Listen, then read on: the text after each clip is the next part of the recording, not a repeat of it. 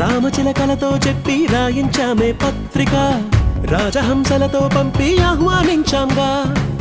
కుదురుగా నిమిషం కూడా నిలబడలేమే బొత్తిగా, ఏమాత్రం ఏ చోట రాజీ పడలేక.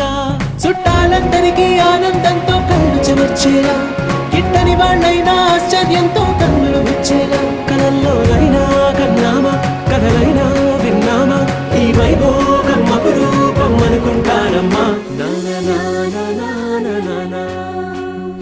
అందాల కుందనపు బొమ్మవని జత చేరుకున్న చంద్రుని, వందేల బంధమై